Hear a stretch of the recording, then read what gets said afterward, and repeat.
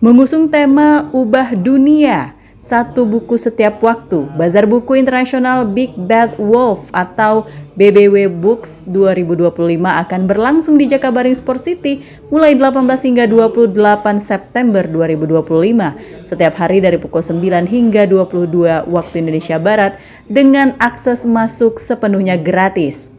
Lebih dari 1 juta buku baru berbagai genre dibawa, mulai dari buku anak, fiksi, pengembangan diri, hingga referensi populer, dengan harga mulai Rp10.000 dan diskon yang ditawarkan pun mencapai hingga 90%.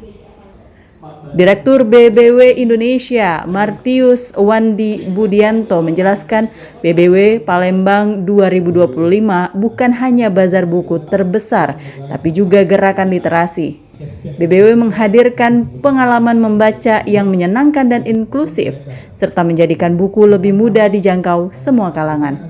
Warga Palembang mengaku tak sabar menantikan hadirnya BBW di kota Palembang. Saya sebenarnya personally saya sangat merekomendasi koleksi dari Live the Flap Book kita. Dari ada beberapa publisher kayak Asborn, Ladybug. Nah itu koleksi bukunya saya sangat merekomendasi. Kenapa? Karena di situ kita banyak ngajarin anak-anak beberapa topik yang sangat susah kita ajarkan secara personal sebagai orang tua ya. Kayak contoh dia ngajarin caranya nge-recycle sampah itu gimana, caranya bank bekerja itu bagaimana, caranya kita ngerawat bumi itu gimana. Nah itu mungkin jadi salah satu koleksi yang sangat menarik nanti, especially kalau ibu-ibu datang ke sana bawa anak-anaknya sih. Dari aku sendiri bagus banget ya, karena meningkatkan literasi ya. Karena juga aku nggak nyangka ternyata di sini digratisin buku juga. Jadi karena kan emang masalah anak muda kayak aku sekarang gitu tuh di harga kadang buku tuh lumayan mahal kan gitu.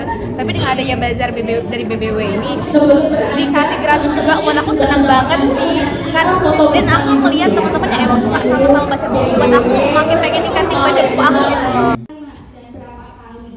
Dengan menghadirkan buku sebagai sumber inspirasi, motivasi sekaligus hiburan, BBW Palembang 2025 diharapkan menjadi energi positif yang memperkuat gerakan literasi di Sumatera Selatan. Dari Palembang, Bambang Irawan, iNews melaporkan.